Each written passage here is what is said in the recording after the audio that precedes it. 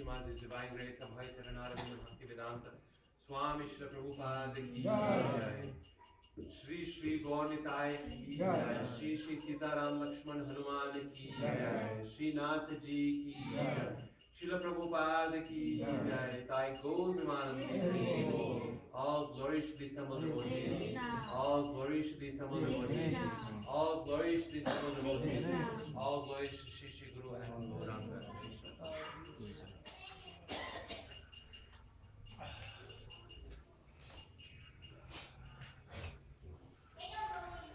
So, Hare Krishna. Hare Krishna.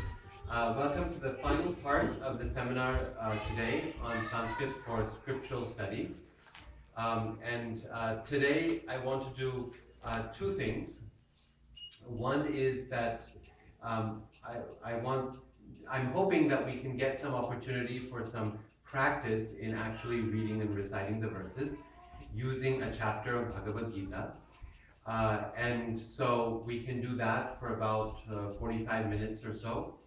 And then for the next 45 minutes or an hour or so, I want to introduce you to samasas or compound words in Sanskrit, because I think they'll be both useful and interesting for you in terms of your study of the scriptures. Okay, so that's kind of the plan for today. Now, for the first part, we need Bhagavad Gita. So if you have your own copy or if you have one on the phone, then you can bring that out.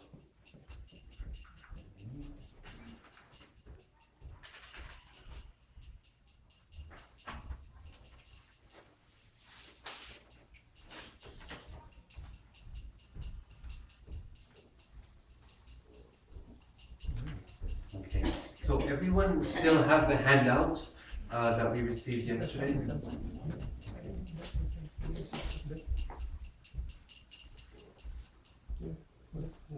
Not Sanskrit. English doesn't have that now. Right. Not the Devanagari probably. Yeah, not Devanagari. So this one doesn't have it. Thank you.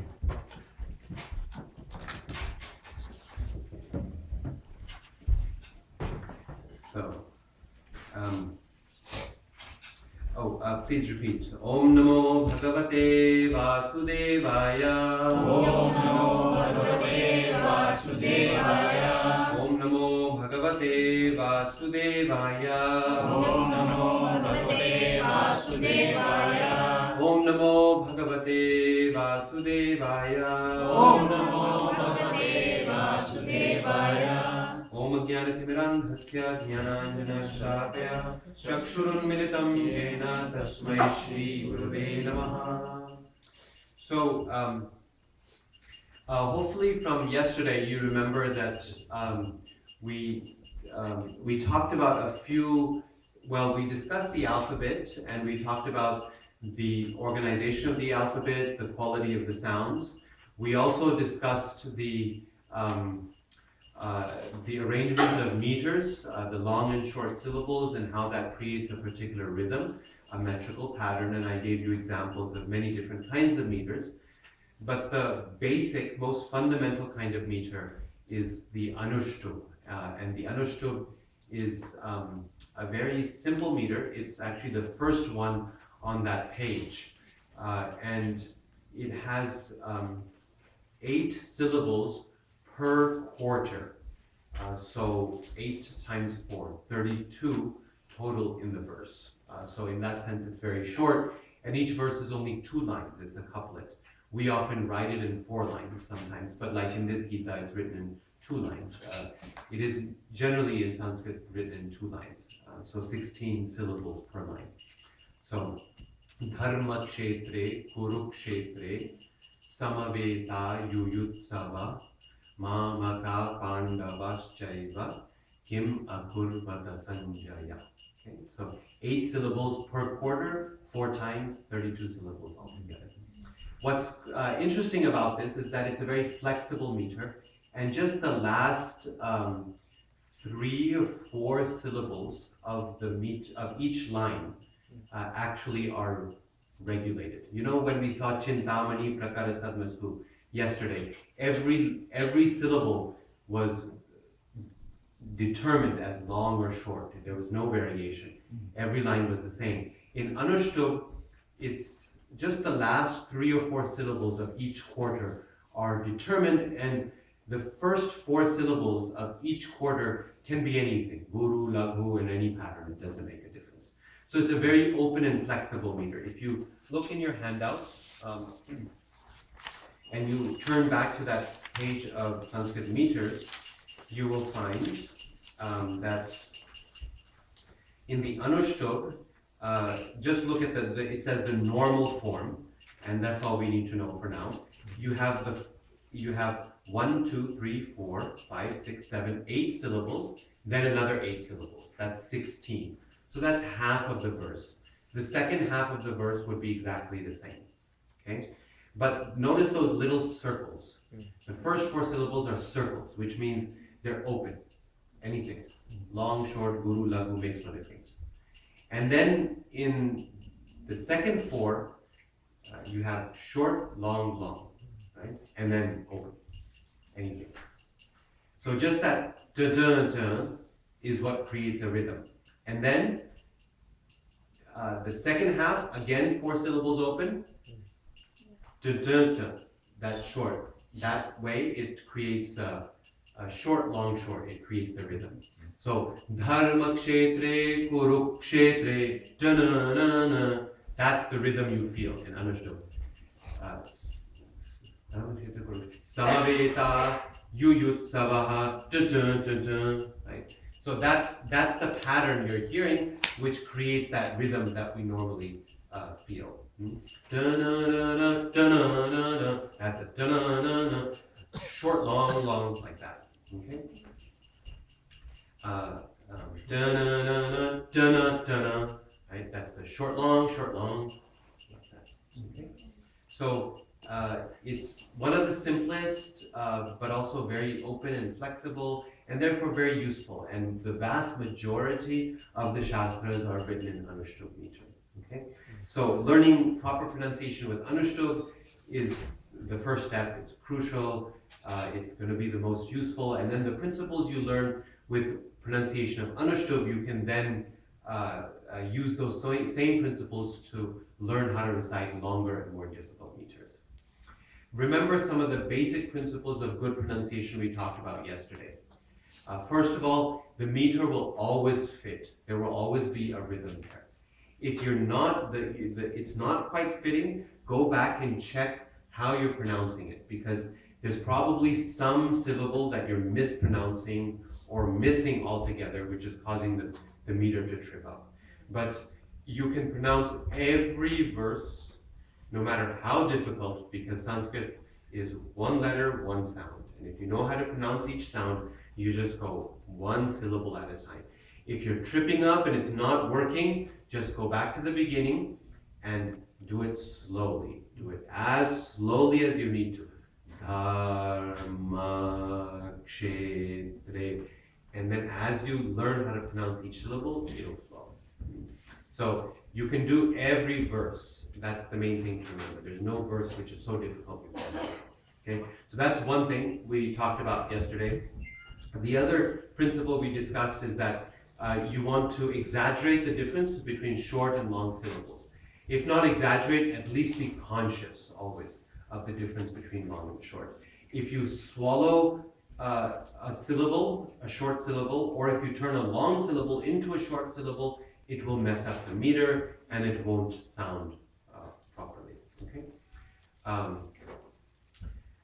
So that's the second thing. And then the final thing is that you want to pay attention to the aspirations.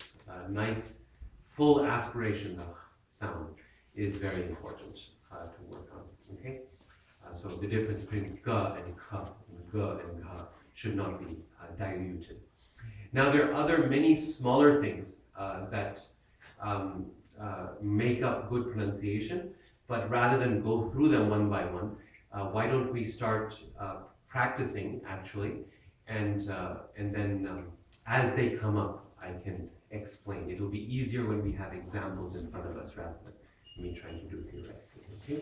So I suggest we read chapter 9. It's a really wonderful chapter, all about the practice of bhakti, the most confidential knowledge. And we just start right from the beginning. For the first few verses, what I'll do is I will recite them line by line, and just so you get the hang of it, the rhythm, and everyone can repeat, just like we do in Bhagavad Gita, Bhagavatam classes.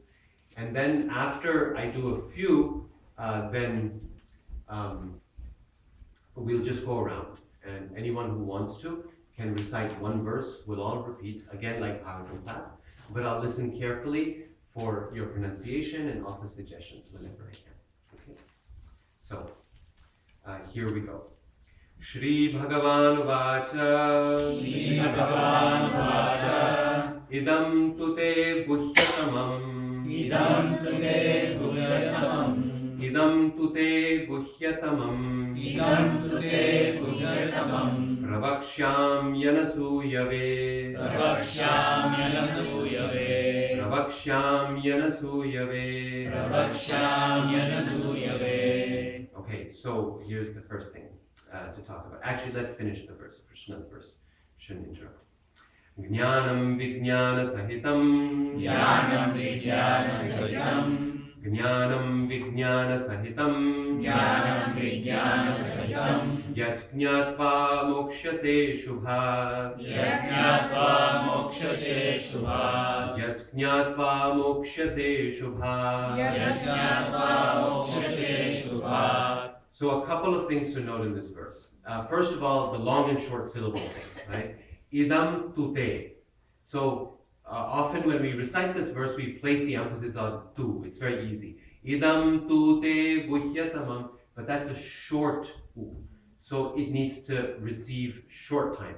Idam tute, and place the weight on the te instead. More importantly, with yaj jnatva in the final quarter, yaj jnatva mokshase shubhat. That last A needs to be long because there's a line above it, right? So yaj jnat, not yaj jnatva mokshase shubhat, but yaj jnatva, and it needs to receive full treatment. Even if it's at the end, it receives full treatment. Okay? I forgot to mention that in this part of the seminar, if anyone has any questions or doubts or confusions, then just raise your hand right away. You don't have to wait for a question and answer period, because this is more of a workshop at the moment rather than a lecture. Okay? So don't hesitate to ask. So long and short syllables, as I mentioned, is important.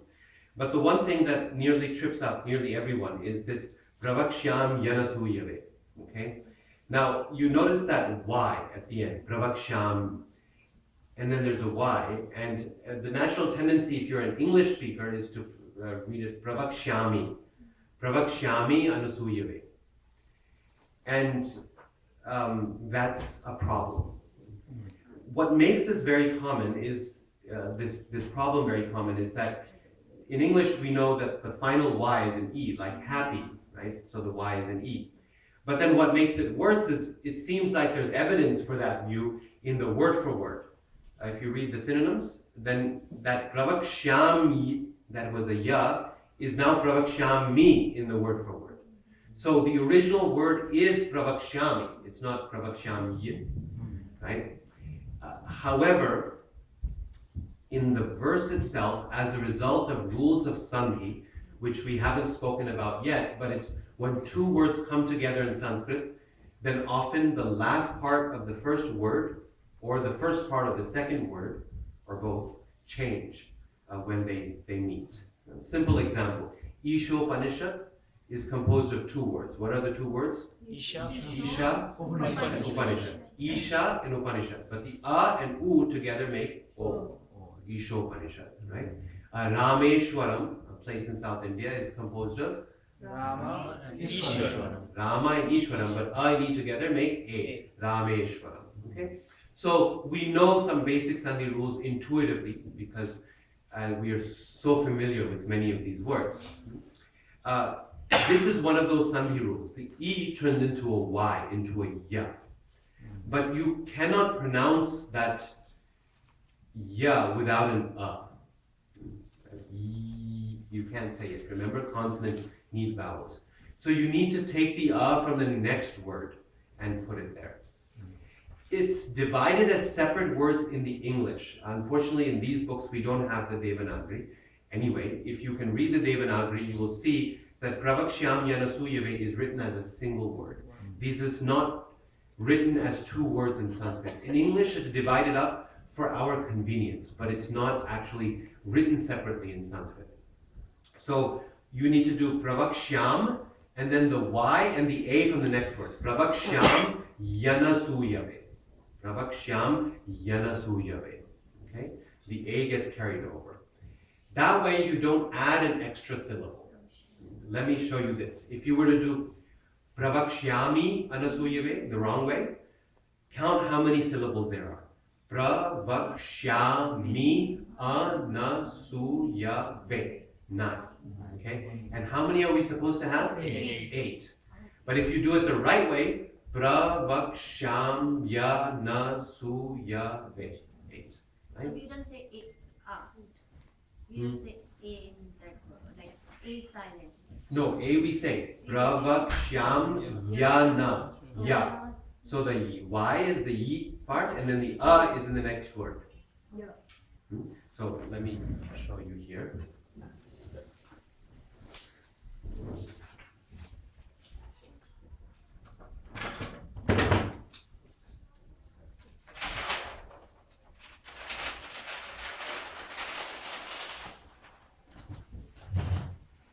So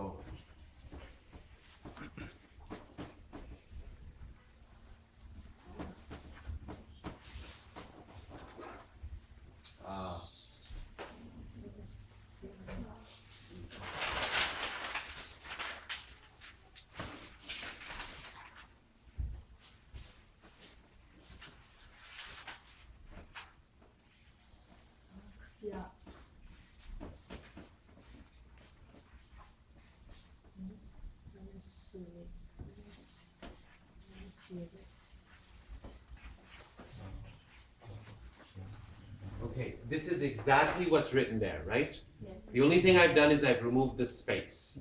Space is illusion, right? There's no empty space.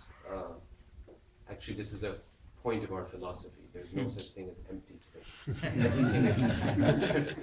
Prabhupada says, yes, Sarvagata, the living entities are present everywhere. There's no empty space. So we get rid of that false empty space. This is what we have, okay? So all we're saying is Pravakshyam Yanasuya. Right? So the is right there. This is the Wait, bro. I want to show you. अभी देखो हिंदी में right तो अभी यहाँ पे ऐसे है तो प्रवश्यामि अनुसूयते ये नहीं, ये इधर. अच्छा इधर से पढ़ना हाँ, ये तो word for word है. This is the synonyms. ये संधि के बिना है. श्लोक ये प्रवश्याम यानसूयते. Okay, so that's why I get all confused. Yes. Okay. Yes, you have to read from the Actual verse, word over there. not from the word for word. In the word for word, the sandhi is removed. Okay, sandhi is removed, so it becomes different. I knew one very nice Indian gentleman who didn't tell me he was doing this, but he went through all of Bhagavad Gita and found all of the places where the verses differed from the word for word. So this Pravakshyam Ya, it's a Y, and then down below it's an E. And he corrected them all. And he presented them to me and said, there's so many mistakes. And please, and he went through all this effort. I felt really bad, And then not immediately, I didn't tell him, but later on, then we sat down and I explained to him, look, when sandhi happens in Sanskrit, then the original word is Pravakshyami, but that E at the end becomes a Ya as a result of sandhi. So what you find, when you see differences between the verse and the word for word, they're not mistakes. The word for word is showing without sandhi, whereas the verse is including sandhi within it. In the verse, you will find Rameshwaram. In the word for word, you will find Rama-Ishwaram. So you separate it out in the word for word, because we're looking for the original word, just as a single word. Yeah, Thank you, I Prabhupada. found every time I see a Y at the end of any word, then I just basically take the Y, detach it from that word, and stick it to the next word. Yes. So this way, I would say pravakshyam, that's one word, and then yanasuyare. This way you never That's miss. what I do. This way you never miss the syllable, and you never miss the meter. Yes. So I just split them off like this, just for reading purposes. Yeah, Yes. because And there's quite a our few kids of don't these. know how to read this, but they read from like this one. Yeah. Like they read this.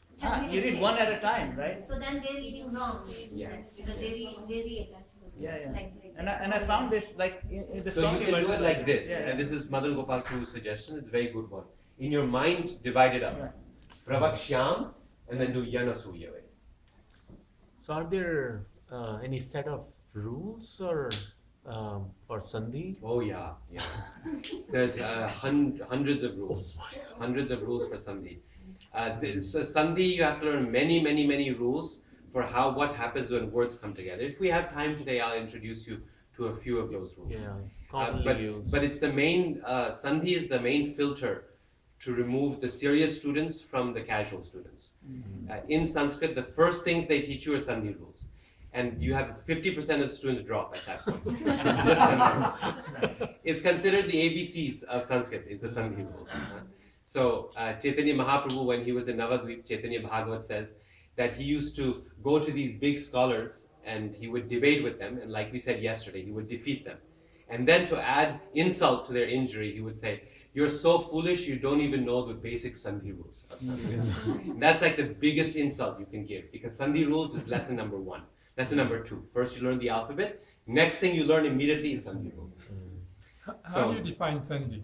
Sandhi is a relationship. Yeah, so Sandhi, Coupling together. Like Jarasandh.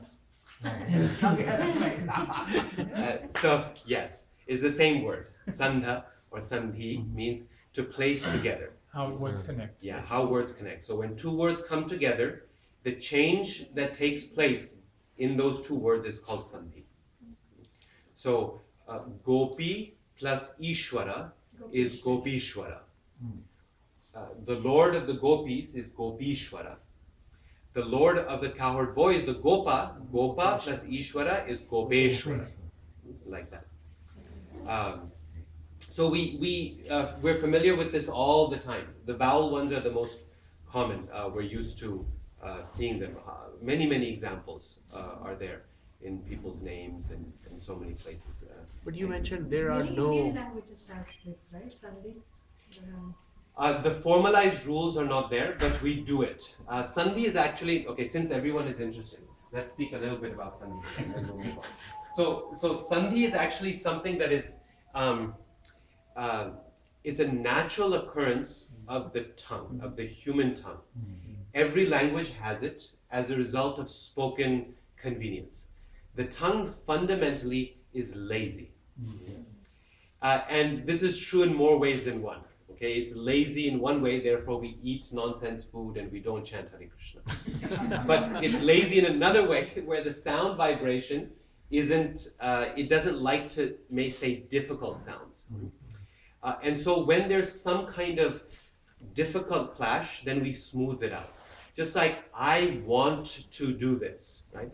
I want to do. It's really difficult to articulate that properly.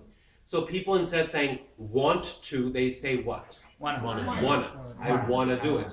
Now, in English, if I'm writing an essay and I write wanna, it's considered really bad English. I cannot write wanna. I have to write want to, but when I read it, I'll say, or when I speak to you, I'll say wanna. Okay? So this is Sandhi in English. Want to becomes wanna. Means when NT, the rule is here when NT plus T. So here's the rule, Sandhi rule. NT plus T equals double N. This is the rule in English Sandhi. Want to becomes wanna. Here's a rule that there's like 1 or 2 rules that we actually do practice in English. And that's with A, like a cat.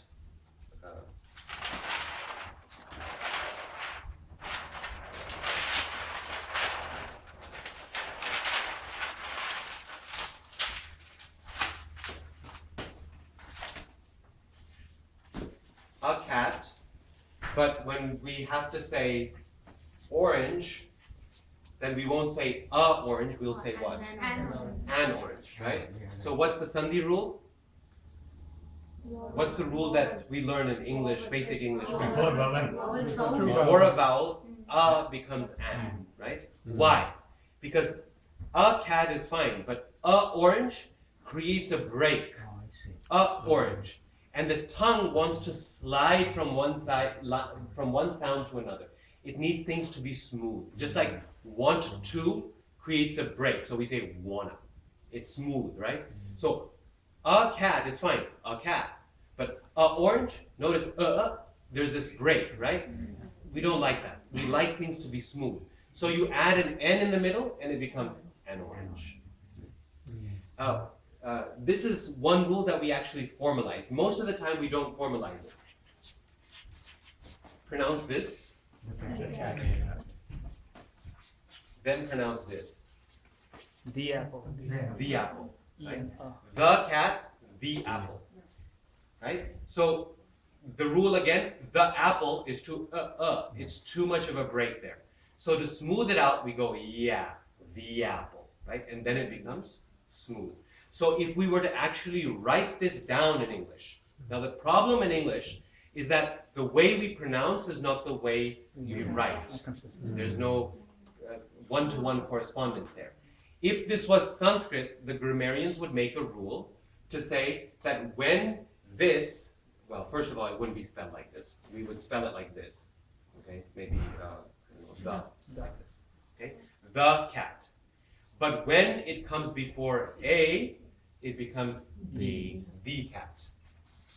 Okay, so you would actually change the word. What happens in Sanskrit is the grammarians, Panini and so on, listened very carefully to how people actually pronounce words. And they realized that the tongue is lazy, it will always find a smooth path between one word to the next word. So when we hear those changes, why not just make rules from them? What we're doing anyway, let's reflect that in how the language is written and practiced and formulated, right? In other words, their point was the speakers of the language define how the language actually works. And so the grammar should follow that. Remember what we said on the first day on Friday evening, right? The language is primarily sound, not writing. Writing is manual labor. Sound is actually where the power is at. So if people are saying the apple, then let's make a rule that says when a comes before a, then the a becomes an e. And then we've got the apple, right? So they listened carefully that when people were getting Rama and Ishwara, instead of saying Rama Ishwara, they were saying Rameshwara. So let's make a rule. A plus E becomes A. So this is one real Sandhi rule. This is all fake. But A plus E becomes A. Okay. Rama plus Ishwara becomes Rameshwara. This is one Sandhi rule.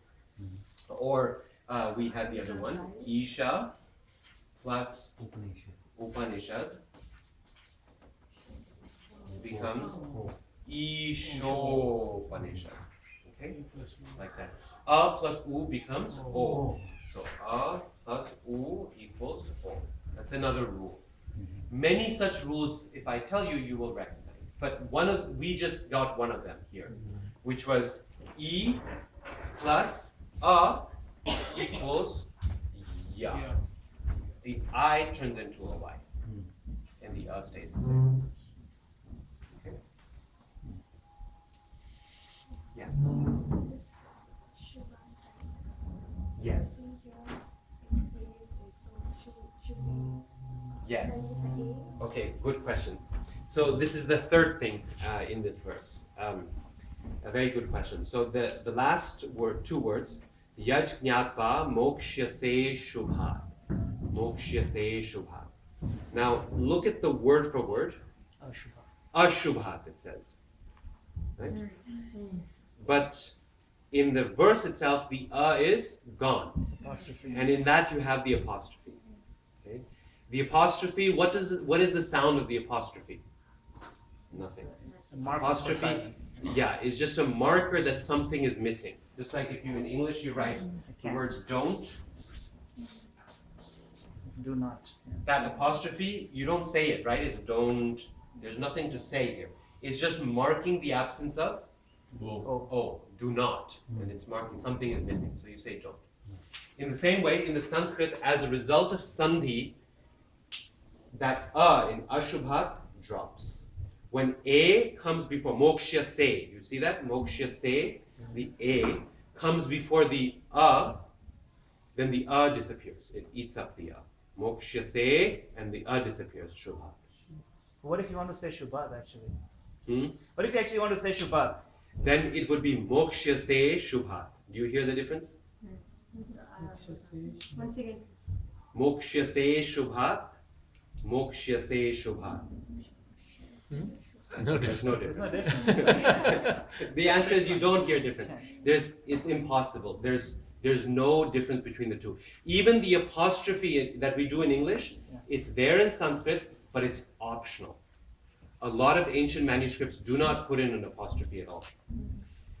So this introduces ambiguity within the meaning, right? Does it mean ashubha or does it mean shubha? You cannot tell except through context. Except through Krishna saying that knowledge, knowing that, yaj jnatva, you will be liberated, moksha se, from what? Inauspiciousness. Yeah, I mean anyone from context is going to say inauspiciousness. It would be really silly to say, Krishna saying you will be liberated from auspiciousness, right? And then everything will become inauspicious through this knowledge. That would be wrong, right? So only through context can you tell whether it's that is present or not. Now, in most cases, this is crystal clear. In some cases in Sanskrit, both meanings will work. Both meanings will work. And one very nice example is the first verse of Bhagavatam. Janmadhya se yadon vayade taratashartheshva vignya swarar Dene brahma hridaya adikavaye muhyanti yat surya tejo vari mridam yatha vinimayo yatra trisargo mrisha. Trisargo mrisha means trisargo mrisha or trisargo amrisha. Either one is possible. This world is false or this world is real. And the acharyas give meanings based on both meanings. In some ways this world is real. In other ways it's not real. It's temporary, it's deceptive, and that kind of thing. It's elusive. So many times that contraction can give rise to multiple meanings that are present. But in terms of pronunciation, the thing to remember is that the should not be pronounced. An apostrophe has no sound value to it. Okay? So it should not be pronounced. And if you do pronounce it, again, many people do pronounce it, it causes the meter to mess up because you add an extra syllable. Yaj jnatva mokshyase shubha. Right? 8 syllables. Now you add the yaj jnatva mokshyase ashubha. 9 syllables. And it's messed up. Okay? So it's important to, that's a very good question. The has to be, that apostrophe, just ignore it. It doesn't exist when it comes to actual pronunciation. Okay? Then the final thing with this verse is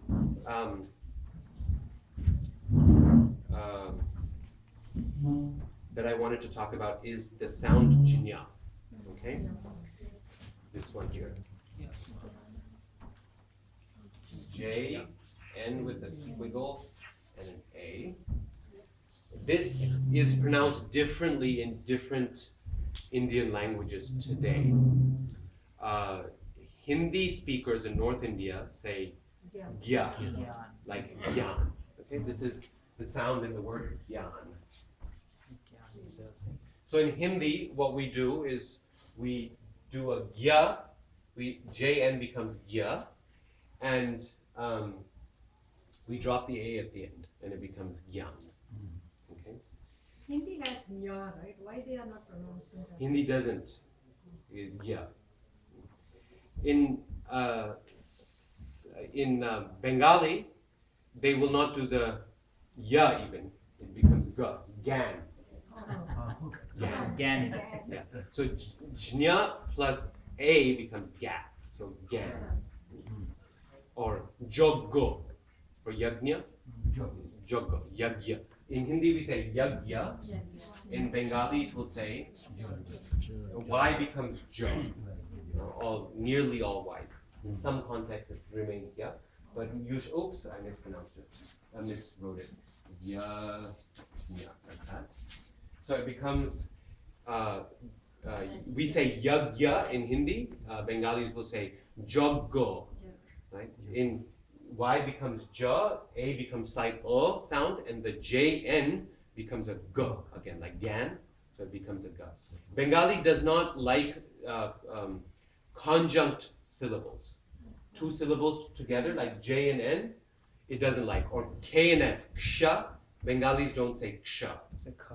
Anytime you have a conjunct consonant, you take the first consonant and you just double it. So parikshit, parikit. Take the first syllable and you double it. Actually, you add an aspiration as well. Parikshit. Parikshit. Chaitanya, Chaitanya. The ya disappears. You take the N. See, in Chaitanya, you have na ya, nya, right? But you take the ya, you disappears, and you double it. Chaitanya, Chaitanya, right?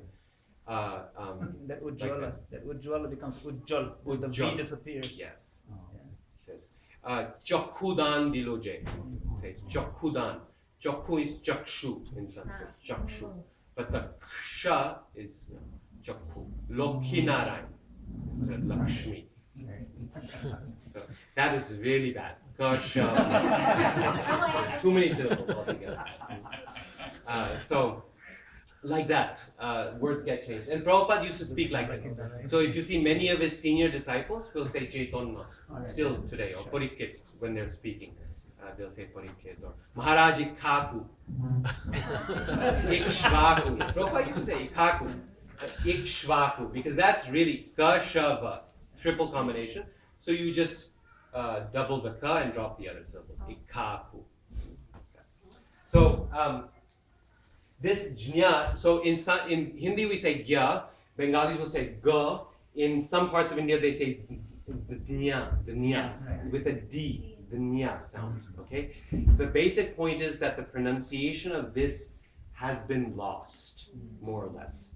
In all the North Indian languages, everyone disagrees and everyone pronounces it in different ways, okay? So if you want to pronounce it the way your background in India justifies, good.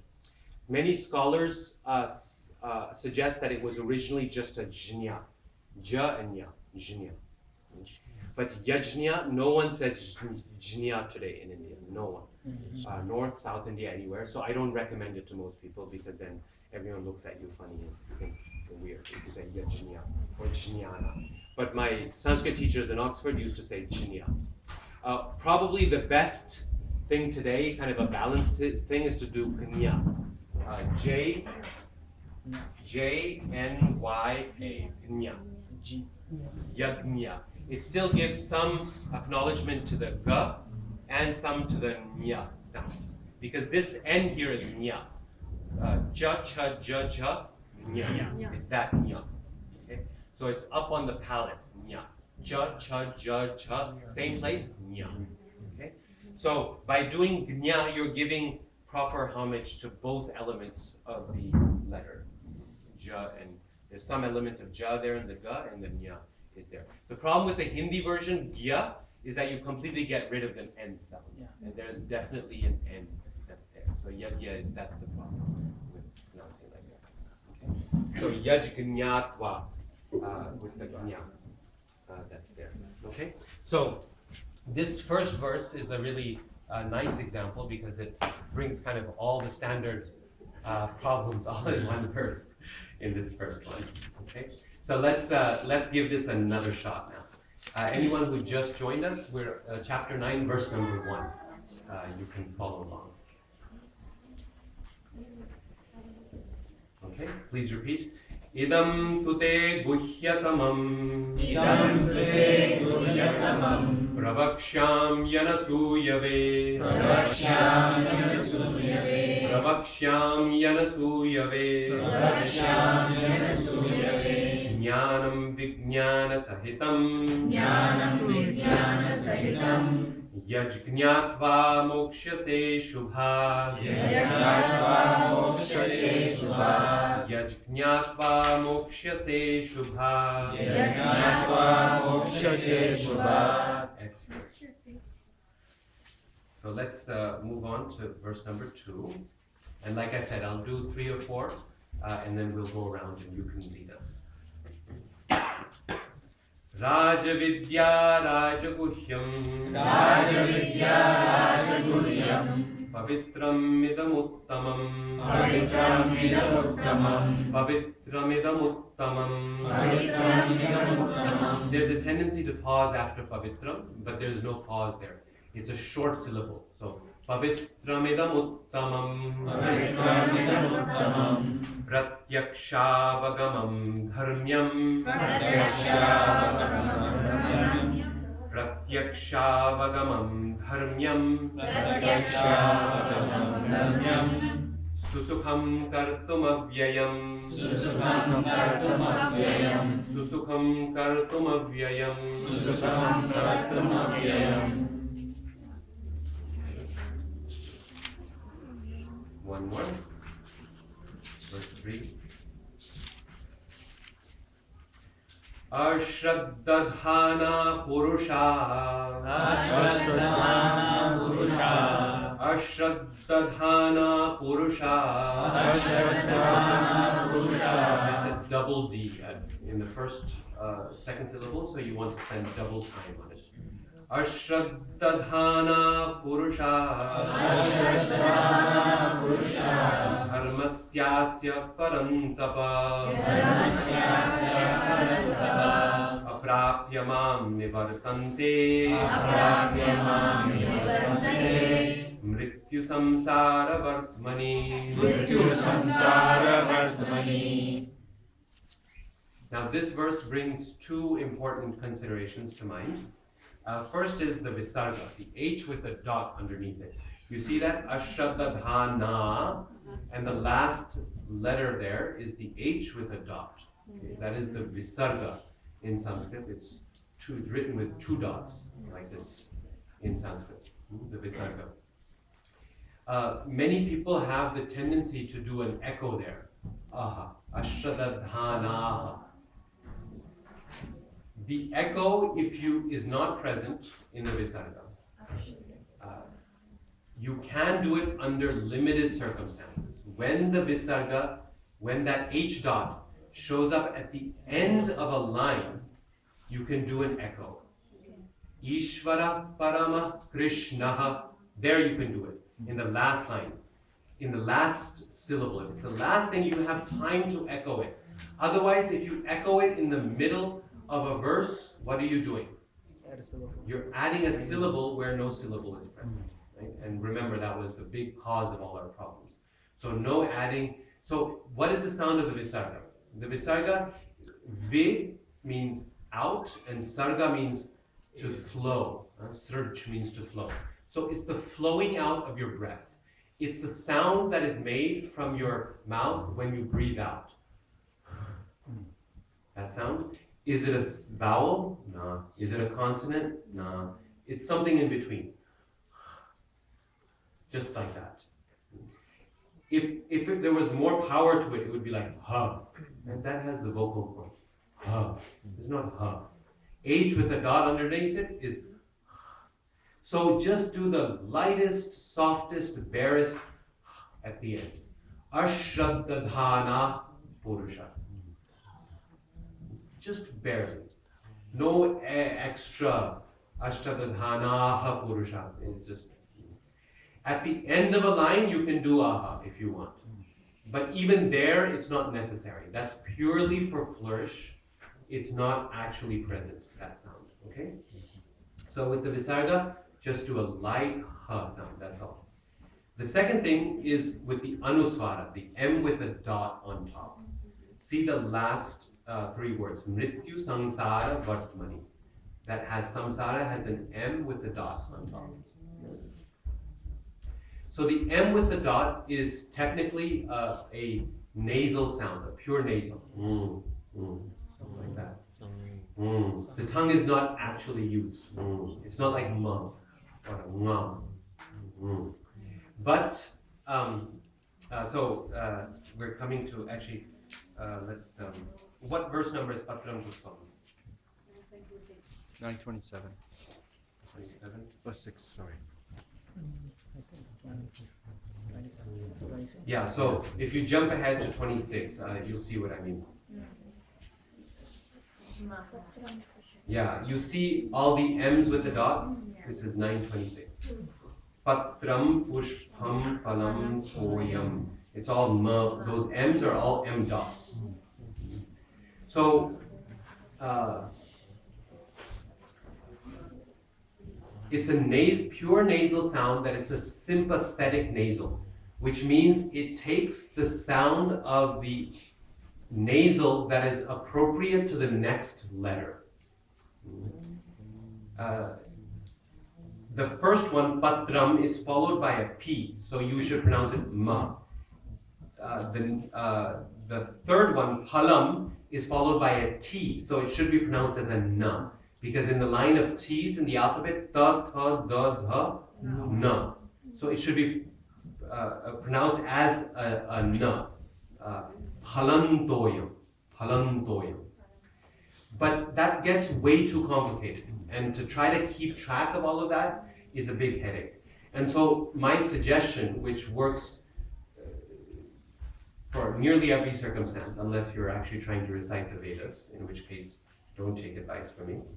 But patram pushpam phalam toyam, just pronounce it as an M.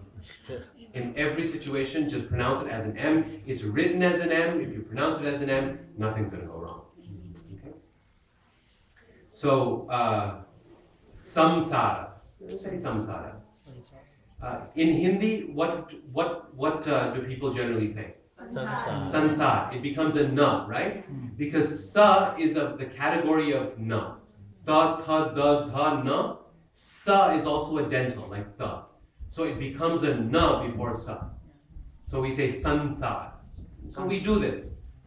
Like kans. Everyone says Kans. kans. They spell with an N also.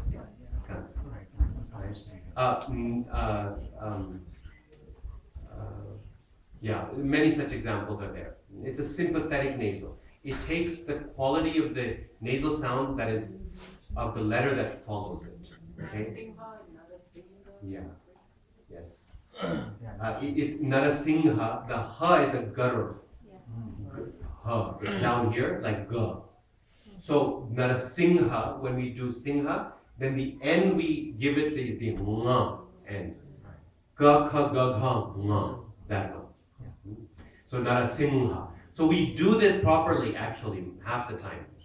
But when you're trying to read verses, it's too much to try to figure out which N I'm supposed to be saying.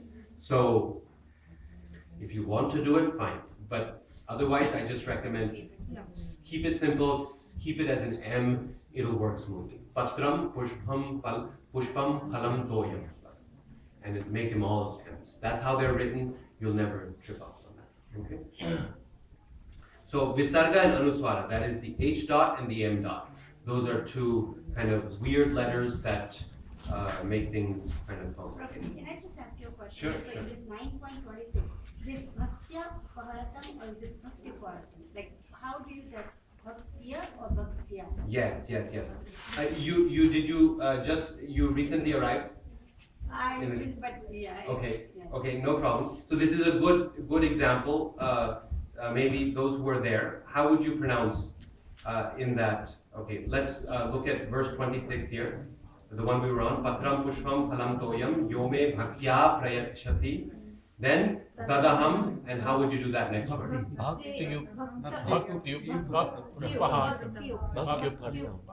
Why go to the next one? So what was Madan Gopal Prabhu's suggestion? End of the word.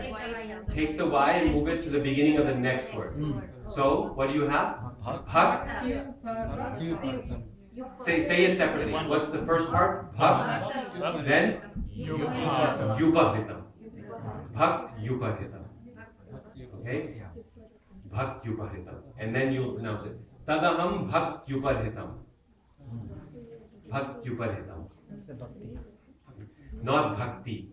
There should be no E sound there. Bhakti. In that quarter, there is no E at all. Tadaham bhaktyupahitam. Again, if you add the E, you add an extra syllable. Tadaham bhakti upahritam. 9 syllables. You've got too many. We need 8. Tadaham bhaktyupahritam. 8. Okay? So tadaham bhaktyupahritam. So some places it's dash and some places it's space. So does that signify anything? Yes, the dash signifies that the two words are part of a compound, a samasa, which we'll talk about afterwards. And That's different from a samosa. yes, different from a samosa. Yesterday, probably the day before, was hearing all samosa, samosa. I mean, I said samasa, and then he was disappointed. So no samosa here, just There was samosa. pizza inside. The Jiva Goswami has a really nice verse at the beginning of the chapter on Sandhi. He's praised to Lord Krishna. He says, just like words come together and they join with each other, let my mind have Sandhi with your lotus feet. He says, let my mind. And it's a very nice example because when one word A joins word B, then word A changes because of that contact with word B. Yes? So similarly, when our mind joins with Krishna, then the mind changes. It becomes transformed. It becomes purified, transcendental as a result of connection with Krishna. So he says, therefore, let there be sandhi between my mind and Krishna's lotus feet as a result. Even the Shakti is Sandhini. In order to understand Sandhini. properly, Huh. why don't we just bhakti upayatam, or because that we can understand bhakti upayatam. Why don't we what? Why, in order to make it understand properly, there is bhakti and upayatam. Yes. So why don't we just say bhakti upayatam? Because the rhythm will be broken in the meter. Oh, okay. So when people recite the verse, you stumble over that section. Oh, it's a matter of, Tadaham bhakti upahitam. Then you cannot recite it properly. But for the meaning, you're absolutely right. This is why if you look at the word for word, below that, then Prabhupada says bhakti upahitam. There's 2 different words. Right? But when the words come together, they change each time. And we have to respect that change. Just like we say Isha Upanishad. We cannot keep saying Isha Upanishad. We say Rameshwaram, not Rama Ishwaram. This is natural. It will happen. In fact, whether we like it or not, it will happen. This is the nature of Sandhi. It's a natural process. The tongue is. Sometimes we see in a song like they even add syllables to make the song fit. Yeah. Like that last line. It says Bhakti Vinod, but it says Bhakati Vinod Dekhe. Why Bhaka? Yes. It's Bhakti Vinod, but that Bhaka will make it fit in the meter, right? Yes. So sometimes that's also. Yes, Bengali has certain rules like that where you can add certain letters to the word to elongate it. Gopi Parana Dhana. Right. Gopi Parana Dhana. Madana Manohar. This song there.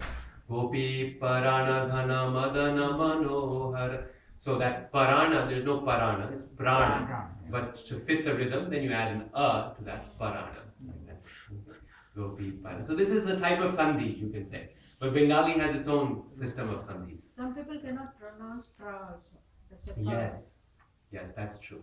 Krishna is another hard word to pronounce. And some we discussed it yesterday.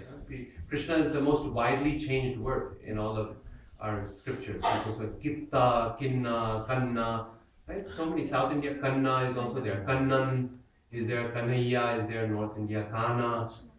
So anything but Krishna. Even everybody's japa is different. And Krishna really likes it. In Braj, when everyone calls him Kanhaiya, then Krishna really likes it. Practically no one manages Krishna in Braj. Lala, Kanhaiya, Kana. So you wouldn't know his name is Krishna. Okay, so let's go back now. I'll do one more, verse number 4, and then we'll have all of you try it. Verse 4. Actually, I wanted to read the translations also. Okay. Maya tatamidam sarvam. Maya tatamidam sarvam. Maya tatamidam sarvam. Maya tatamidam sarvam. Notice I didn't stop after tatam, because it's all short syllables. Tatamida, all short. Maya tatamidam sarvam. Maya tatamidam sarvam. Jagadavyaktamurtina. Jagadavyaktamurtina. Matsthani sarvabhutani. Matsthani sarvabhutani. Matsthani sarvabhutani. Matsthani sarvabhutani. Nachaham teshvavasthitaha. Nachaham teshvavasthitaha. Okay. Again, nachaham tesh. Move the V to the next word. Teshvavasthitaha. Okay? There's no U there. Originally it was an U, Teshu avastitaha. But if you say Teshu avastitaha, I heard a couple of you say it, and you stumbled in the meter. If you try it, you'll hear it yourself. If you have a sense of rhythm, you'll notice the rhythm is off as soon as you do that. So with the U is the same, it's a Sandhi rule. U before A becomes Va. Like E before A becomes Ya, like that. So, Nachaham Tesh Vavasthitaha. Teshvavasthitaha.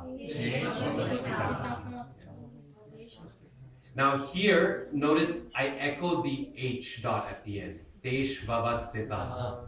Teshvavasthitaha. Right? It's at the end of the line. You can do it if you like, but you don't have to. Nachaham teshvavasthitaha. That's sufficient. Teshvavasthitaha. Just a light pa sound. Okay. So last line again. Matsthani sarva bhutani. Matsthani sarvabhutani. Nachaham teshvavasthitaha. Nachaham teshvavasthitaha. Okay.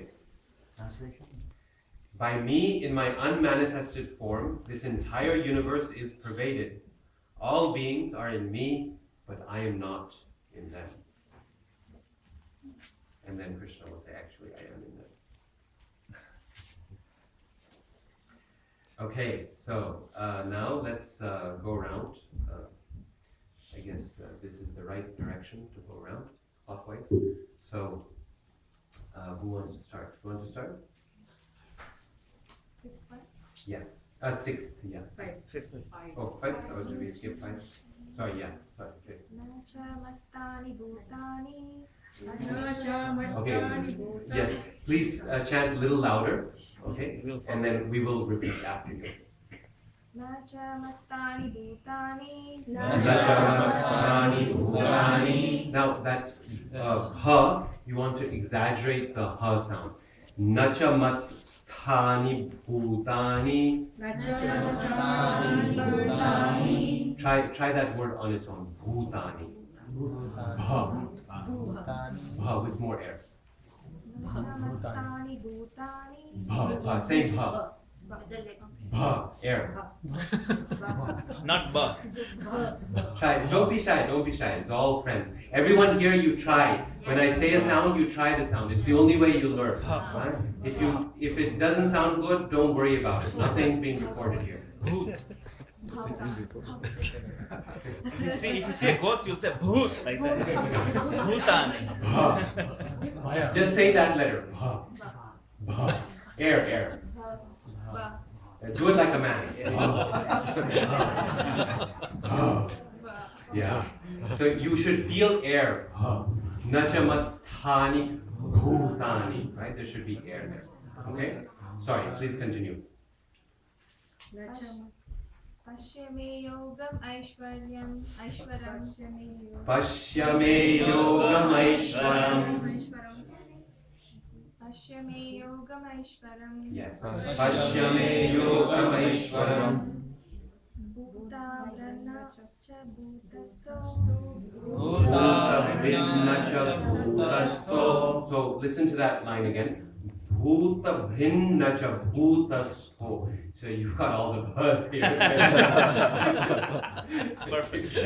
Krishna always finds a way to highlight our weakness. Bhuta bhinna cha bhutasto.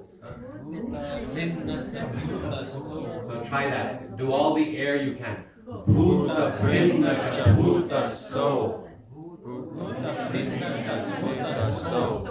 Yeah. Sto. Yes. Air. That last tha also has an air. Bhuta brinna cha bhuta sto.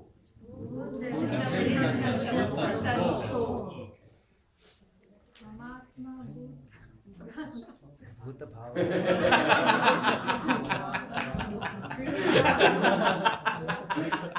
I think this verse has more buzz than any other verse. Seriously. In Tamil we don't have. Go ahead.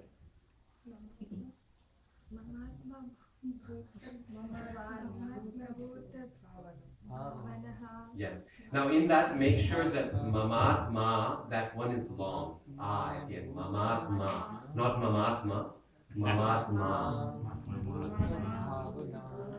Mamatma bhuta bhavana. Mamatma bhuta bhavana. Echo at And the then end ha. because Yes. of the ha.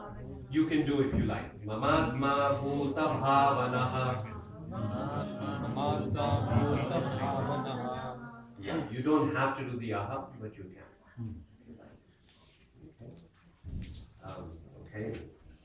So I'll do this verse once with you here. Please repeat. Nachamat sthani bhutani. Pashyame yogamaishwaram.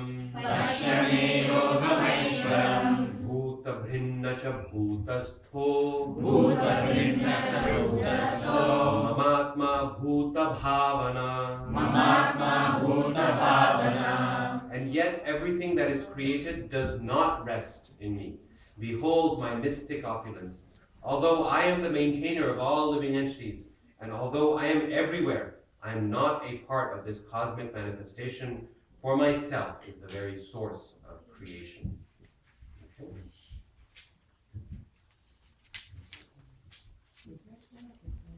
Okay. Would you like to do the next one?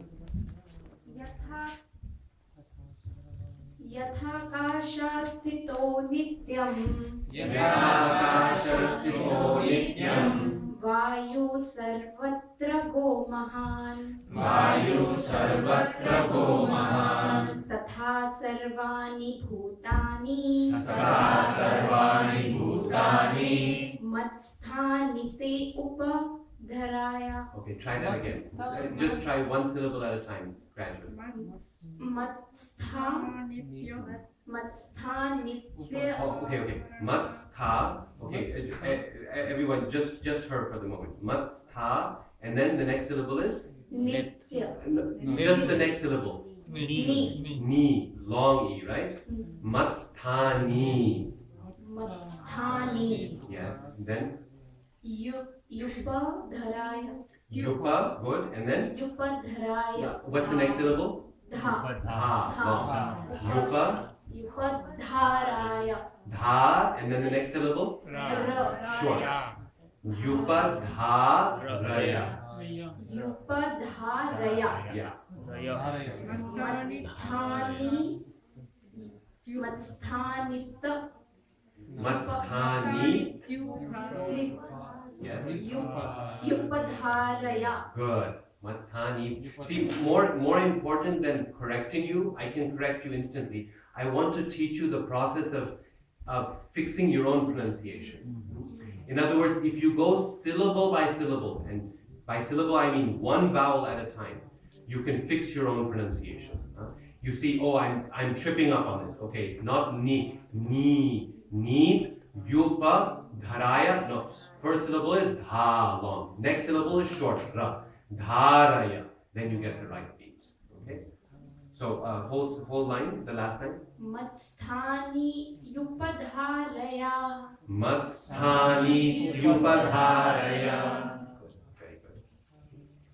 Understand that as the mighty wind blowing everywhere rests always in the sky, all created beings rest in me. Nice. Okay.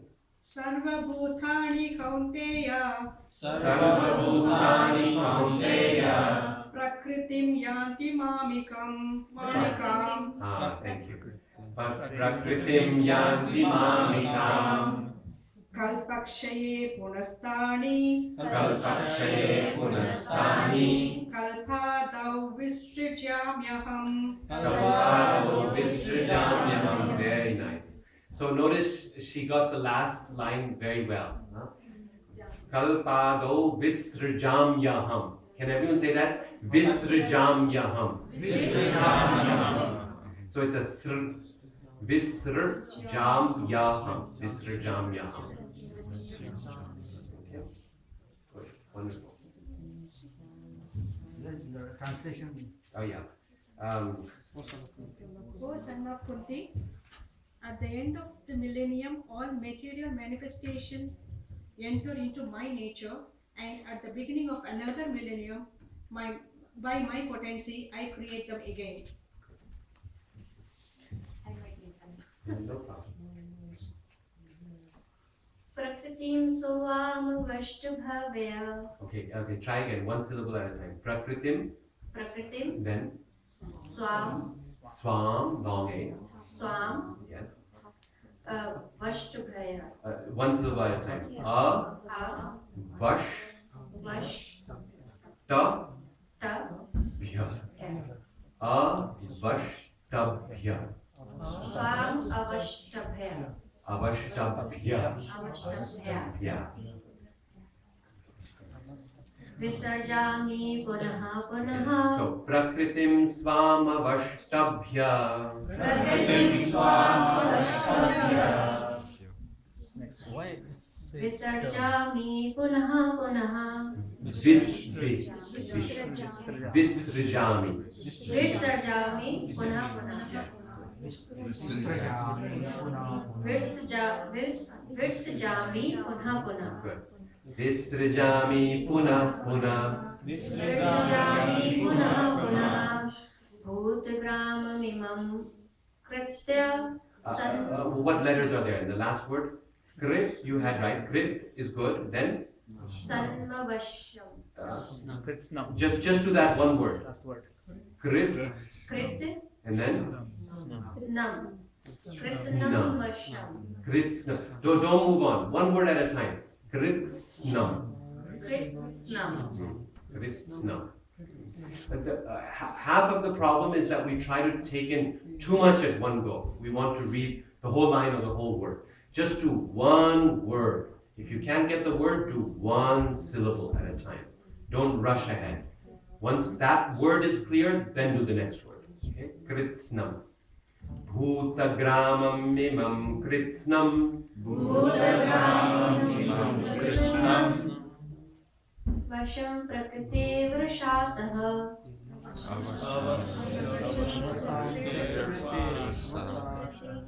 Avasham Avasham prakriter prakrite vashat. vashat. No a at the end. Vashat. Is that Devanagari you're reading? Not the English. Yeah, That's why. you're reading the Devanagari, no? Original. So, see the little line under the ta? That means that there's no a at the end. Vashat. Stop.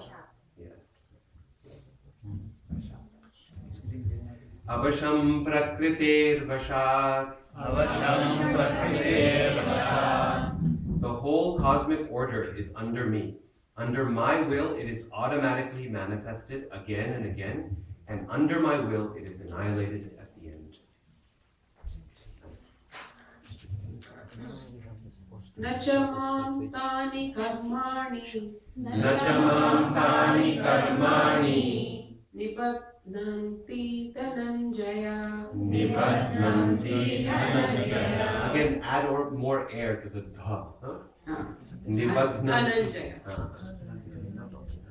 Udasina vadasinam Udasina vadasinam asattam teshu karmasu. asattam teshu karmasu. Very good. O Dhananjaya, all this work cannot bind me. I am ever detached from all these material activities, seated as though neutral. Prabhu, question. Did we go over the two shas or not yet? No, we didn't talk about the two shas. Because we see there's a one sha s with a dot under it, then like in Krishna and it's Teshu, and then there's s with the apostrophe over it's also sha, like Srila Prabhupada. Yes. So I can point out, actually, let me write it. Because there's a question like that Yes. sometimes. Why Yes. the two different shas? It's a good question. So you Can you have. have the question again, please? Okay, so I'll repeat it. There are two kinds of shas. If you see the s with the dot underneath, that's one sha. And then there's another s with the apostrophe on top of the s. They're both shas, but they're a little bit different. They're pronounced differently. Yes. So very good question. This sha and this sha. Okay. So if you know the Sanskrit characters, then you have this, and then you have this. Okay. Yeah. Sure. So sha and sha. Now Hindi has lost the difference between these two shas. They're just in writing. Some shas, shatkon, you use this one. Shabari, you use this one. But the actual pronunciation has been lost, the difference between them. Practically, as far as I've seen, no contemporary Indian language maintains the difference in sound. So if you pronounce these both as sha, you can get away with it and no one will notice. Gujarati, they do it differently. They do? Where? Totally. What is the difference? Sha and sh. Yeah. So this is made, Gujarati then maintains the difference. Sha and sha. So this sha is the same place in the mouth as the cha. Cha, cha, ja, cha, sha, sha. Same place. It's up on the top of the mouth. Sha, cha, sha.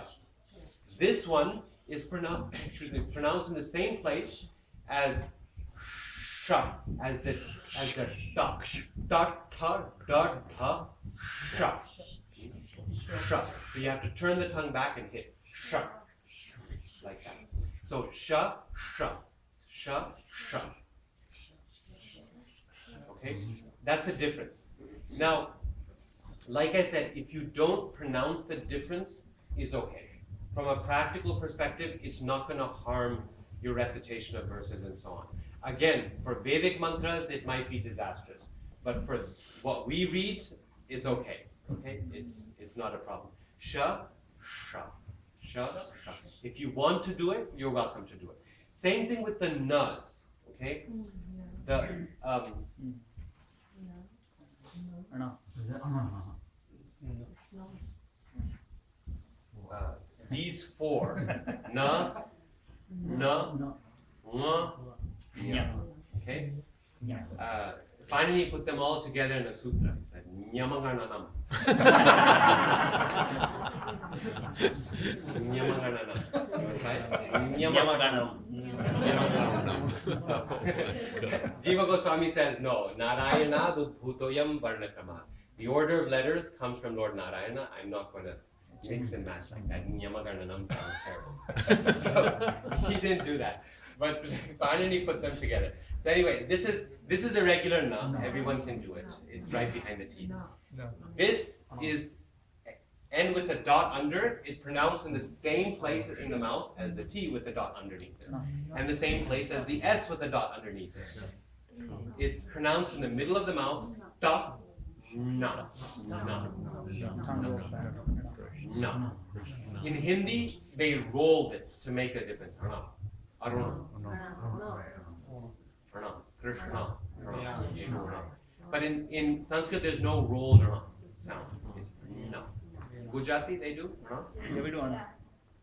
But actually, it seems natural, like we say varna. So the tongue is already back when you say ra, and then so the na naturally becomes ana. So varnashram comes very naturally. Yes. It's actually smoother than using the other end. It actually makes sense. In many places it does. In that case, in the varna case, the ra is further forward. The ra is just behind the dental sound. So you do have to move the tongue there. But in many cases, you're right. It like this. Krishna. In many cases with the D. Okay. So with each one of these, so this is na. This is na with the back. This is nga in the back of the throat, where ga is. Ga, ka, ga, ka, nga. And this is where cha is. Ja, cha, ja, cha, nya. Same place. Okay? But the thing is, again with this, I always tell students, you don't worry about these different sounds. The reason is because Sanskrit has Sandhi rules, and part of the benefit of Sandhi rules is that these ends will almost always be together with sounds, other sounds of the same type. Like this word anda means egg, like brahmanda. So anda is with a da. So if you say the da, you will have no choice but to pronounce this as a na. Because your tongue again is lazy. So it's there anyway, it'll say the right na, anda. If you don't even try, say anda, you're saying this na, na. Same thing with this. Sangha.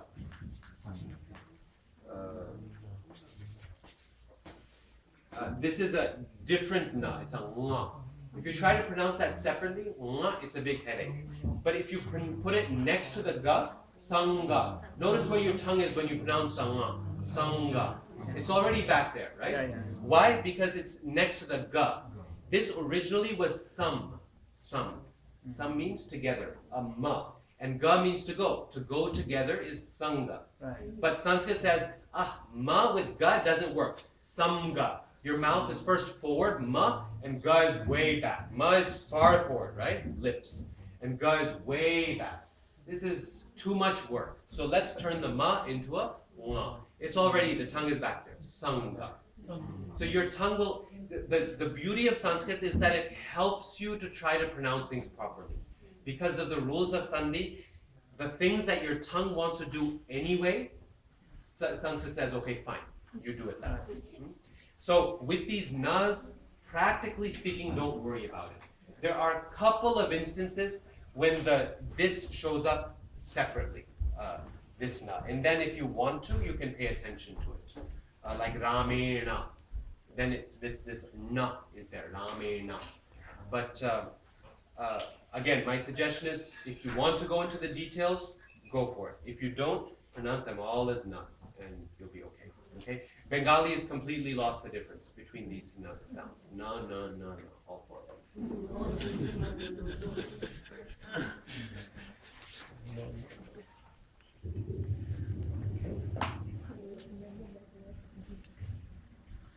Okay. So what verse were we on? 10. And whose turn is it? Yes. Maya dachena prakriti. Suyate sacharacharam. Do a long oo. Suyate sacharacharam. Suyate sacharacharam. Suyate sacharacharam. Suyate sacharacharam. And no pausing after the sa, because sa is a short syllable. Suyate sacha, not like that. Suyate sacharacharam. Suyate sacharacharam. Hetunanena kaunteya. Jagat viparivartate. So no after the da. Okay, Jagat. Yeah, no Are you reading from the Devanagari? English. So you see, after the D, there's no A. Huh? Okay. Jagat. Jagat viparivartate. Jagat viparivartate. Sanskrit is nice training in recitation because it forces you to see what is actually there. Our mind has the tendency to concoct. This is a generic problem. We come up with our own ideas, we add things that aren't present, and this forces us. It says, no, what is actually there? As it is, right? What is Krishna actually saying? Jagat, no other. Jagat viparivartate. This material nature, which is one of my energies, is working under my direction. O son of Kunti, producing all moving and non-moving beings. Under its rule, this manifestation is created and annihilated again and again. So let's do a couple more and then we move to the next.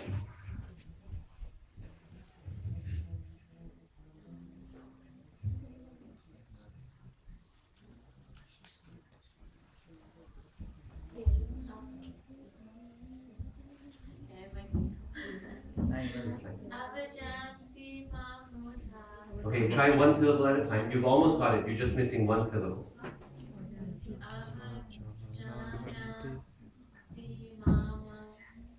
Mom. Yes. Again. Avajananti. Yes, good. Avajananti mamudha.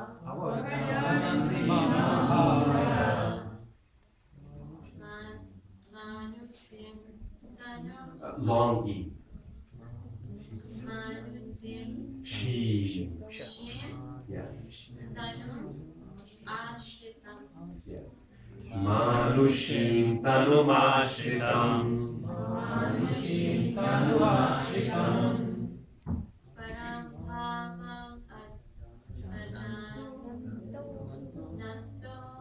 Param bhavam ajananto.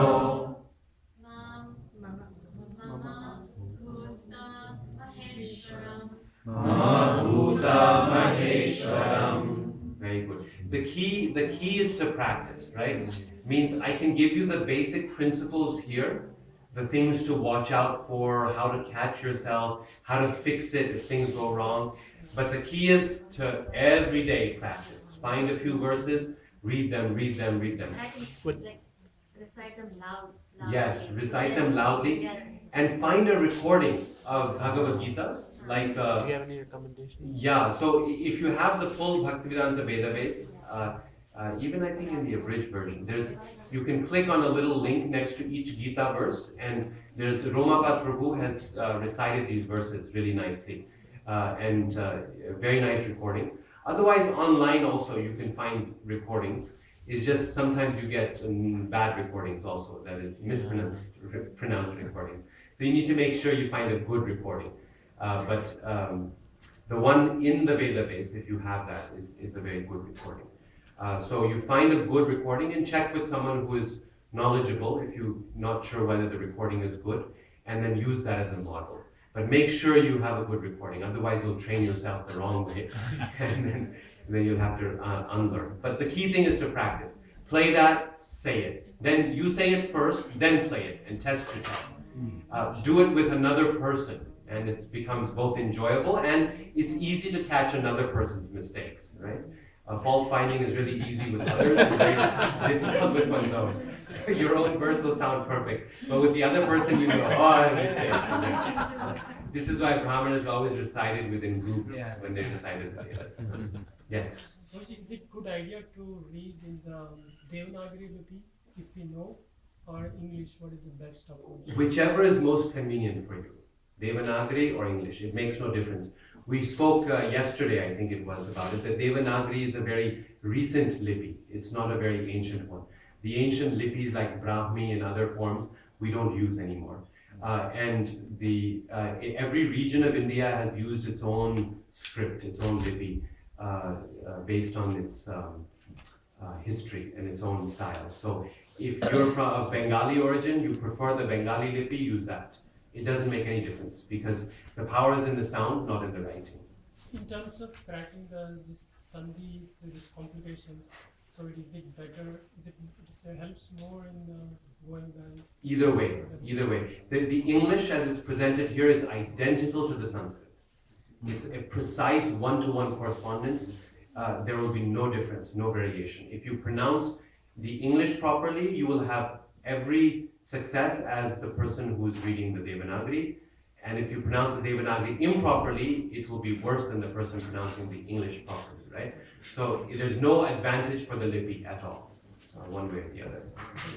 Even Tamil lipi is fine, if that's what but you have to make sure that you pronounce what is actually there. What is Devanagari? This Hindi writing. Oh. The Hindi writing has become standard for Sanskrit, but it was never standard for, just recently it became standard. So all the research of manuscripts of Jiva Goswami Sandarbhas that I did, most of them were in Bengali lipi, because most of the Gaudiya Vaishnavas, early ones, the older ones, were all Bengali because they were writing in Bengali. But then they were using also Devanagari lipi, but a slightly different version than what we use today. Some modifications were there. Okay, good. So let's move on to the men. Oh, actually, Radharani Mataji, maybe after you we'll move on to the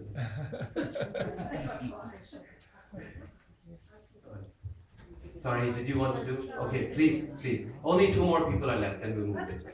Can please do so. Please. We're following these verses from the Gita.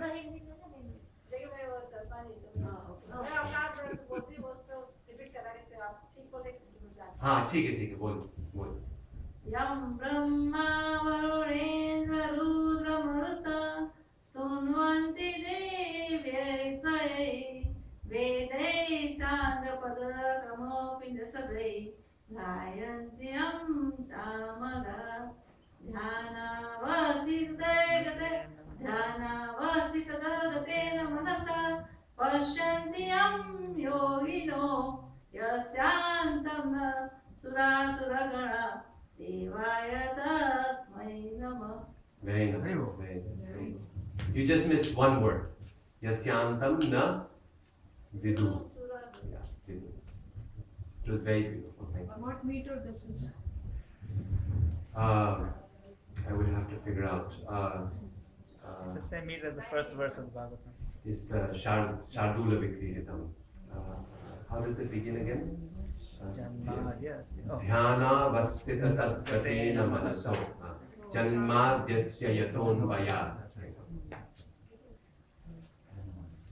So you could sing it like that. Like Mataji had a very beautiful melody, right?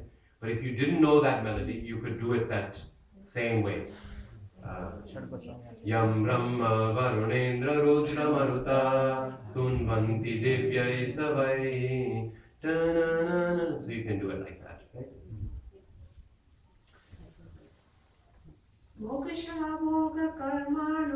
Very good. Just the first A is long one. Second A is also long. Moghasha, long. Yeah. Moghasha, Moghakarmano.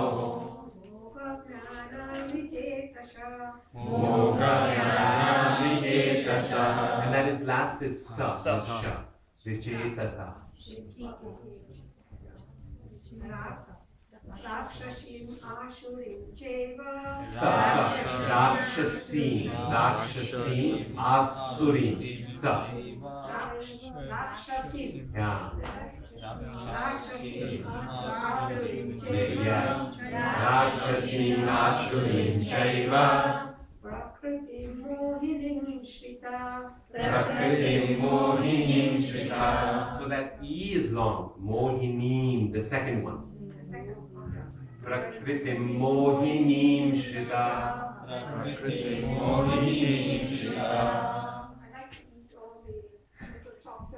Yes. So the I think the key thing for you is just to pay attention to the long syllables. If a vowel is long, just give it long, no rush. Mogha, sha, mogha. And the longer you do it, the more beautiful it sounds.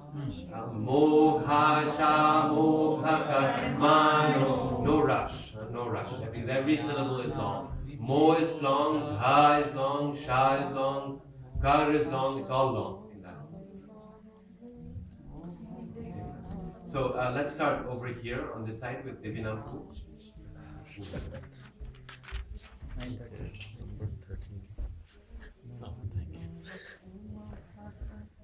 Mahatmanastu mam partha Devim prakritim Short A. Devim prakritim Bhajante anyamanas. Okay, so follow the rules. Bhajan, and then what do you do with the Y?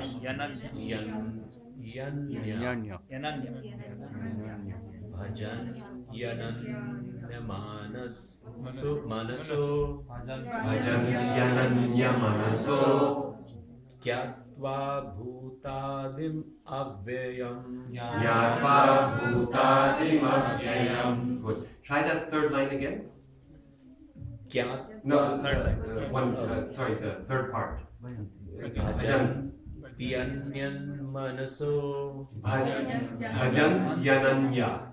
Bhajantyananya manaso. Bhajantyananya manaso. Yatva bhutadimavvyam. Jnatva bhutadimavvyam. O son of Pratha, those who are not deluded, the great souls, are under the protection of the divine nature. They are fully engaged in devotional service because they know me as the Supreme Personality of Godhead, original and inexhaustible.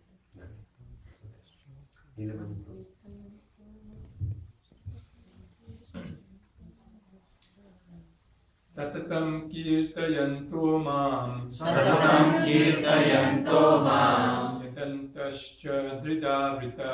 Yadantascha dhridavrita. Namasyantascha mam bhaktya. Namasyantascha mam bhaktya. Nityayukta upashate. Nityayukta upasate. Very good, A+. This is why he's temple president. I just got an easy one. So, just one thing, upasate, not sha. Upasate, upasate. And the last, previous line, vrataha, long A. Vrataha. At the end, we don't want to swallow the long A. Vrataha. Yatantascha dridha vrataha. Dridha is a little bit of a hard word. The word dridha means hard. Dridha. Always chanting my glories, endeavoring with great determination, bowing down before me, these great souls perpetually worship me with devotion. So Krishna, he defined the great souls in the previous verse. Who are the great souls? They take shelter of my divine nature. And then he tells us what they do, these great souls. They spend their time always chanting his glories.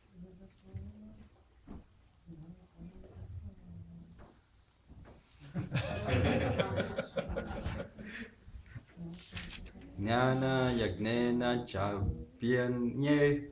Jnana yagnena chabhyanye. Yajnanto mam upasate. Yajnanto mam upasate. Ekadvena prathatvena. Ekadvena prathatvena. Bauddha visvato mukham. Vishva. Bauddha vishvato mukham. Bauddha vishvato mukham. Yes. Bauddha vishvato mukham. Try that second part again. Yajanto. Yajanto mam upasate. Yajanto mam upasate. Good. Translation. Others who engage in sacrifice by the cultivation of knowledge worship the Supreme Lord as the one without a second, as diverse in many and in the universal form. So Krishna is providing such a clear preference here. You know, people think Gita is all paths lead to the same goal, but he's giving such a clear preference. He's saying the Mahatmas, those special ones, they satatam kirtayanto mam. They worship me, chanting my glories. And then there's others who engage in the cultivation of knowledge, jnana. Others means what? Not the Mahatmas. They may be advanced, but they're not Mahatmas. The Mahatmas sing my glories, and then the others, they engage in the cultivation of knowledge, or they worship the universal form. It's pretty anye, he's saying anye, the others. It's crystal clear. I mean, the Sanskrit couldn't be clearer here. So what does it mean when it's a one without the second? Prithakvena. What is that? Prithakvena, prithakvena. Means one without a second means, actually that's a very nice topic, but in brief, it means that the Lord has no equal and no superior. Unique. So he is unique. He's one, no other person, no second person comes up to his standard. One without a second. Ekameva dvitiyam, the Upanishad says. He is one, no two. There's no other person like him. There's no other one like him. Yes. There's no second God, basically. Yes. No, there is no second. Period. One without a second. There's no second, that's it. Okay, next one. Yes. Aham kraturaham yagya. Aham kraturaham yajna. Swadhaham mahamaushadham. Swadhaham mahamaushadham. Mantroham maham evajyam. Mantroham maham evajyam. Aham agniraham hutam. Aham agniraham hutam. Very nice, very nice. Translation: But it is I who am the ritual, I the sacrifice, the offering to the ancestors, the healing herb or herb, the transcendental chant. I am the butter and the fire and the offering. This is the main problem with British English, is they say herb. I had to say the Oxford version for you. This is why I didn't stay in England. I didn't want my kids to grow up saying herb and it's irritating. Huh? No, that's British English. This is English. Why do we call them English? Just as generosity, our generosity. America is the center of the world. Prabhupada came where first, America or London? America, that's right. See? So Prabhupada agrees with me. Okay. Next verse is also very nice. Ninth chapter is like 100% made of gems. You know, it's just a beautiful, beautiful chapter. So, who's next? Yes. Pitaham asya jagato. Pitaham asya jagato. Mata data pitamaha. Mata dhata pitamaha. Just do that dha with there, huh? Mata dhata. Mata data pitamaha. Mata dhata pitamaha. Mata data pitamaha. Yes. Mata dhata pitamaha. Vedyam pavitram omkara. Vedyam pavitram omkara. Rikshama riksama yajur yevacha. Riksama yajurevacha. Riksama yajur yevacha. Yes. Riksama yajurevacha. Riksama yajur yevacha. Ekshama yajurevacha. I am the father of this universe, In the the mic. mother, the Microphone. support, and grandsire. I am the object of knowledge, the purifier, and the syllable womb. I am also the Rig, the Sama, and Yajur Vedas. He's the father and he's the mother.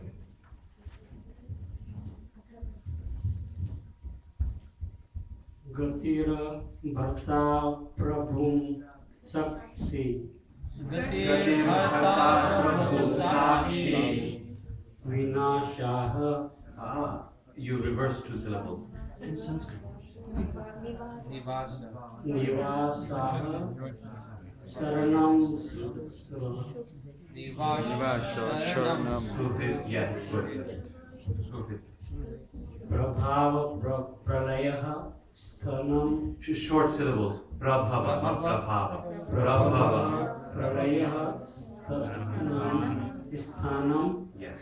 Prabhava pralaya sthanam. Nityanam Vajam Avyayam. Nidha. Long A. Nidhanam Bijam Avyayam. Yes. Nidhanam bijam avyayam. Every syllable counts. Please repeat. Gatir bharta prabhu sakshi. Gatir bharta prabhu sakshi. Nivasa sharanam suhit. Nivasa sharanam suhit. Prabhava pralaya sthanam. Prabhava pralaya sthanam. Nidhanam bijam avyayam. Nidhanam bijam avyayam.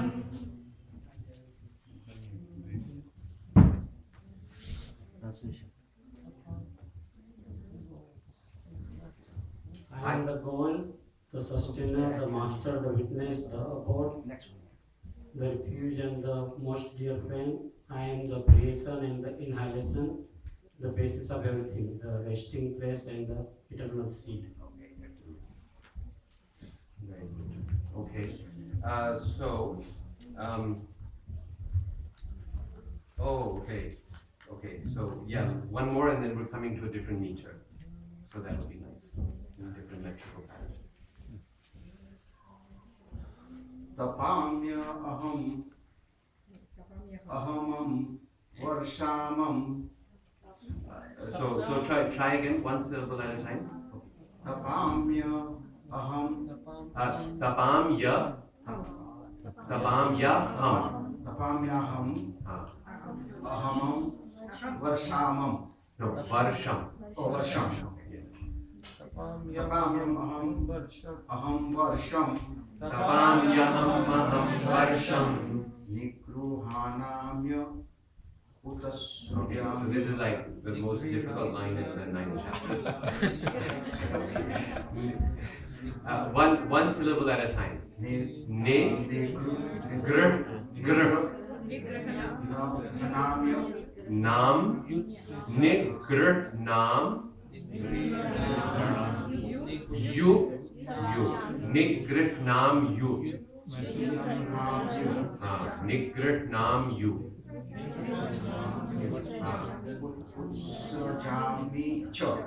So no u again. Nigr, nam, yut, nigr, nam, yut,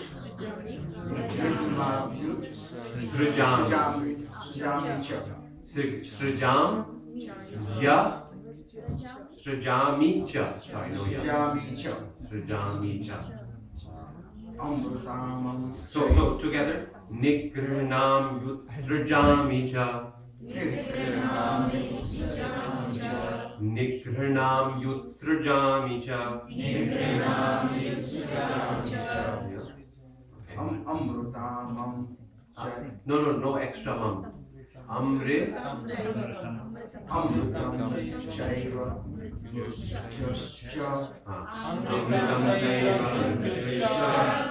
Sada asach chaham Arjuna. Sada chaham Arjuna. Sada sach chaham Arjuna. Sada sach chaham Arjuna. Okay. Translation.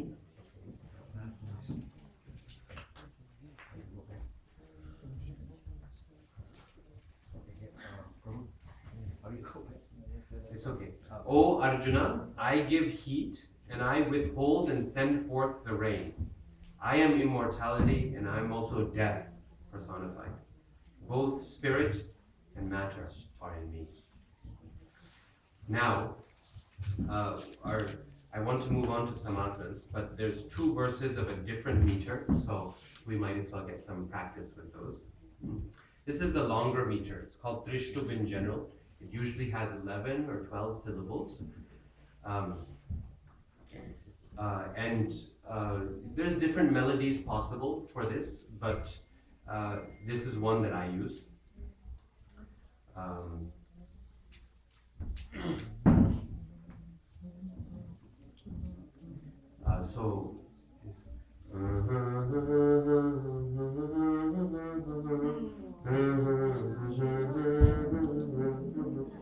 Like that, huh? Traividyamam somapa puta papa. Traividyamam somapa puta papa. Traividyamam somapa puta papa. Traividyamam somapa puta papa. Yajñairištva svargatim prarthayante. Yajñairištva svargatim prarthayante. Yajñairištva svargatim prarthayante. Yajñairištva svargatim prarthayante. Te punyamasadya surendra lokam. Te punyamasadya surendra lokam. Te punyamasadya surendra lokam. Te punyamasadya surendra lokam. Ashnanti divyan divideva bhogan. Ashnanti divyan divideva bhogan. Ashnanti divyan divideva bhogan.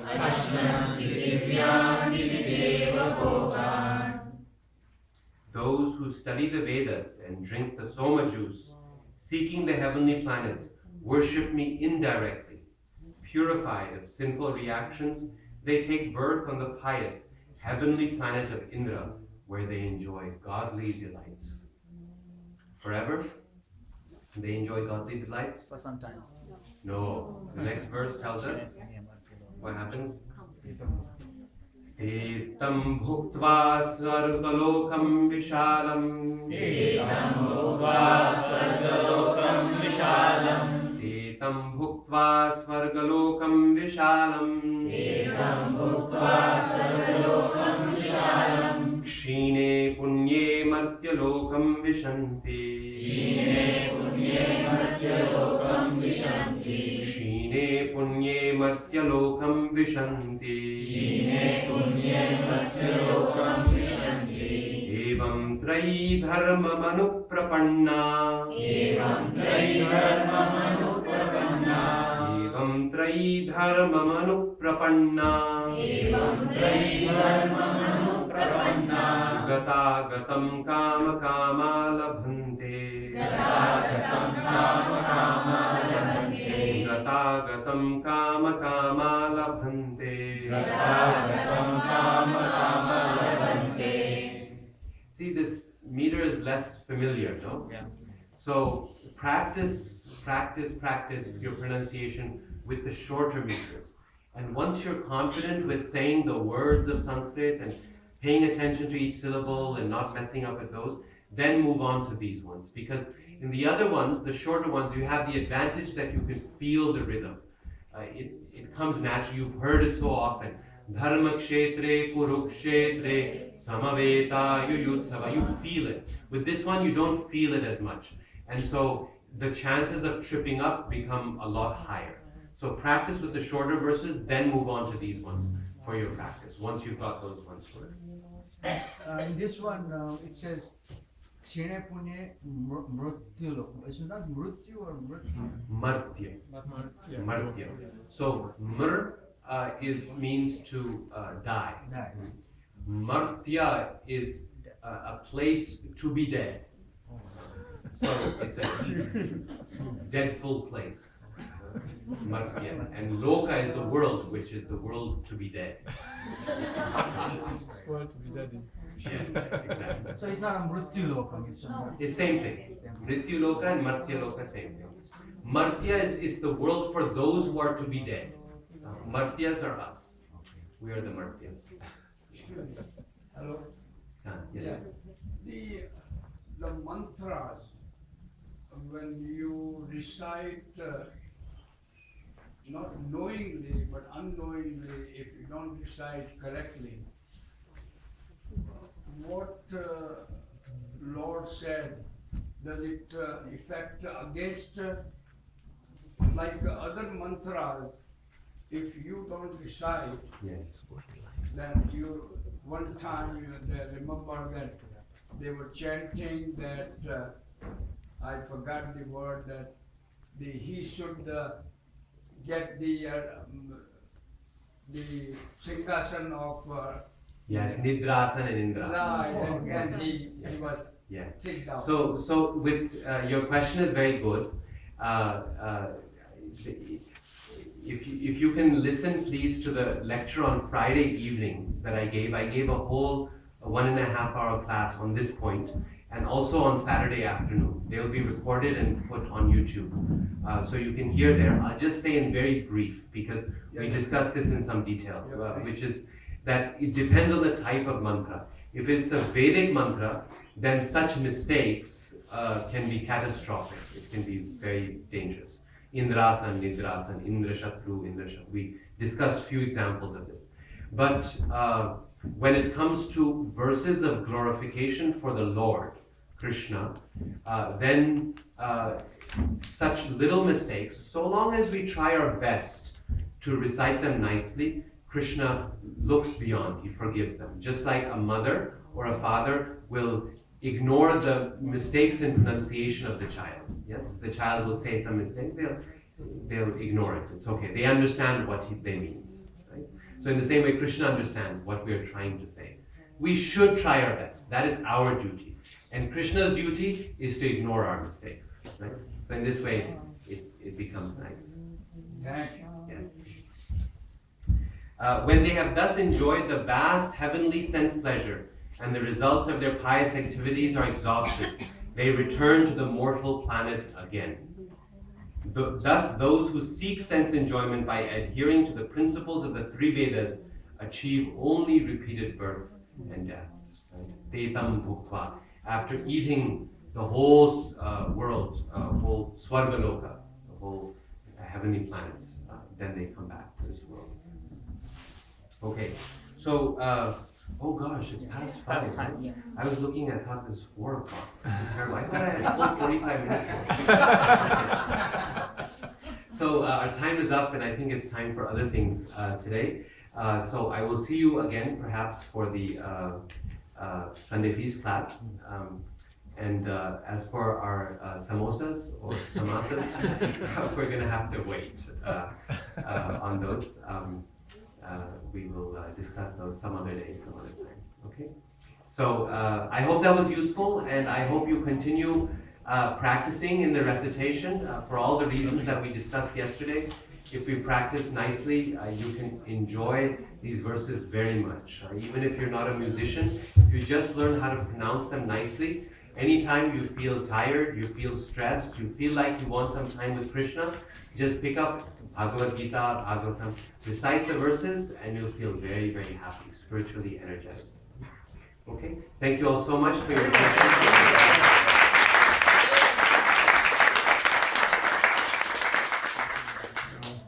That was just a wonderful, wonderful seminar when we first started. And I think many people may not have come because they thought, sounds too academic, Sanskrit, and who wants to learn Sanskrit? But as we saw, all of those who came regularly, it was actually very, very enlivening. It was just, at least for me, it gives me a whole different perspective now when I look at these verses, to be more attentive at looking at all of the characters and pronunciations and so forth. So I'm very, very grateful for that insight, and I'm sure I can see by the looks on people's faces the same level of appreciation. So let's thank His Grace Radhika Raman one more time with 3 loud Hari Bols. Hari Bol! Hari Bol! Hari Bol!